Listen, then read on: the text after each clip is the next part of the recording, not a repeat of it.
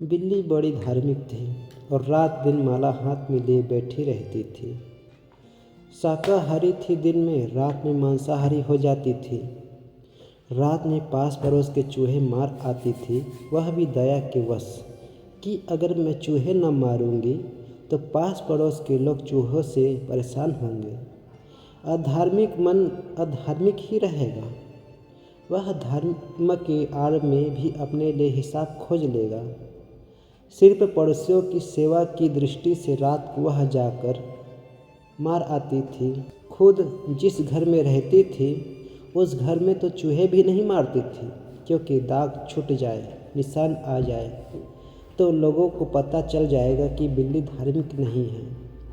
जिनको तुम धार्मिक कहते हो उनका भी एक घेरा होता है, उसमें वे धार्मिक होते हैं, उसके बाहर नहीं।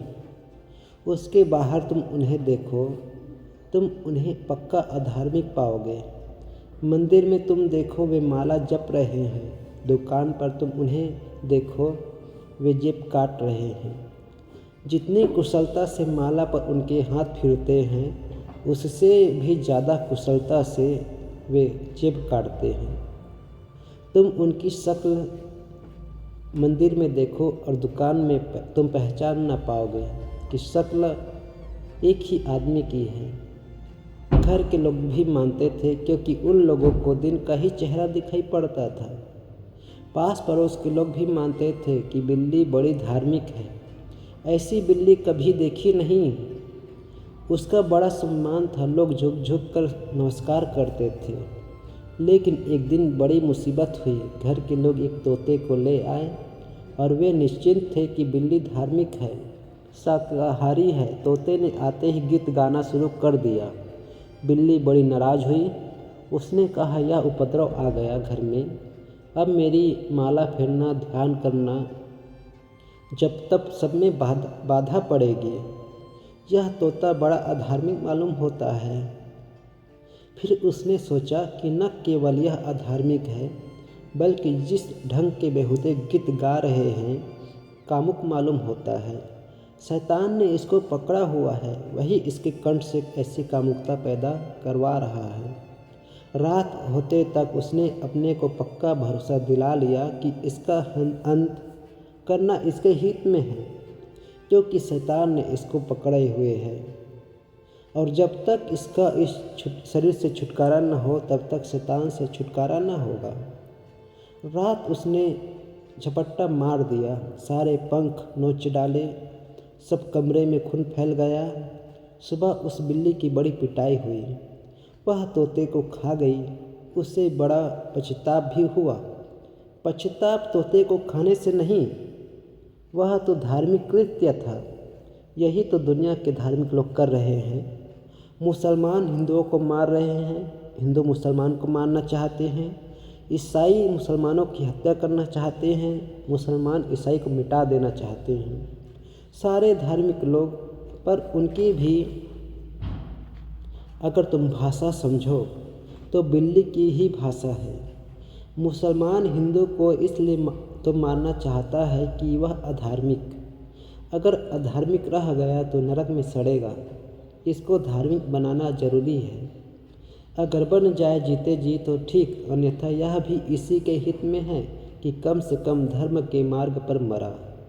इसका छुटकारा दिलाना जरूरी है। पछतावा उसे हुआ, इसलिए नहीं कि उसने तोते को मार डाला।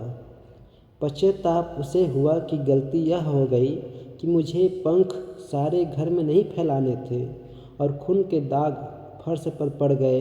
फर्श कीमती है, घर के लोग इसलिए नाराज़ हैं, दोबारा इस पर रखना जरूरी है। तोता फिर दूसरा बाजार से खरीद के लाया गया। रात उसने फिर हमला किया, लेकिन वह पूरे तोते को ले गई। न तो उसने पंख तोड़े, न फर्श पर खून की बूंद गिरने दी, और वह बड़ी प्रसन्न हुई कि अब घर के लोग बड़े आनंदित होंगे। और तोते को मुक्ति दिलाना बिल्लियों का ही कर्तव्य है। एक आत्मा इस नारकी शरीर से मुक्त हुई, रहता इस शरीर में तो कुछ न कुछ पाप करता। अब कोई पाप करने को न बचा। सुबह उसकी फिर पिटाई हुई। उसे समझना बड़ा मुश्किल हुआ, लेकिन अब उसे समझ में आया कि हो ना हो पंखों के कारण नहीं पीटी गई, न खून के दाग के कारण। ये घर के लोग तोते को मारने के पक्ष में नहीं हैं, तो आगे स्मरण रखना, अब तोते को छूना ही नहीं है। फिर तीसरा तोता लाया गया। बिल्ली ने उसे मुस्कुरा कर देखा। वह मुस्कुराहट वैसी ही थी जैसे धार्मिक लोगों की मुस्कुराहट होती है, झूठी। उसने बड़े आशीर्वचन भी कहे माला हाथ के लिए। वे वैसे ही थे जैसे तथाकथित साधुओं के होते हैं। उसने अपने मन को सब तरह से समझाने की कोशिश की। रहने दो, यह नारकी है, खुद भटकेगा, हमारा क्या बिगड़ता है। लेकिन रात तोते के पास पहुंची। पक्का निर्णय था कि अब इसको मारना नहीं है, लेकिन फिर भी इसे कोई उपदेश देना तो जरूरी है। तोते के सिंकचे के पास वह गई और उसने कहा कि सुन, ये गीत कामुक है जो तू गा रहा है, और ये आकाश की तरफ आंख उठाकर जो बातें तू करता है, ये बेहूदी है और अधार्मिक है। क्योंकि धार्मिक लोगों को प्रसन्नता सदा अधार्मिक मालूम पड़ती है, गीत सदा अधार्मिक मालूम पड़ते हैं, संगीत सदा नरक का द्वार मालूम पड़ता है।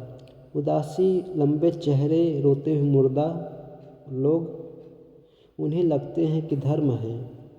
बिल्ली को पास आया देखकर तोता एकदम कँपने लगा, फड़फड़ाने लगा। बिल्ली ने कहा, तो अच्छा भला है तू, कोई हर्जा नहीं, फड़फड़ाने से कोई हर्ज नहीं है, तड़पड़ाने से कोई हर्ज नहीं है, लेकिन अपने को बदल, और अगर तू भयभीत हो रहा है तो यह अच्छा लक्षण है, क्योंकि जो परमात्मा से भयभीत होते हैं वही उस तक पहुँच पाते हैं।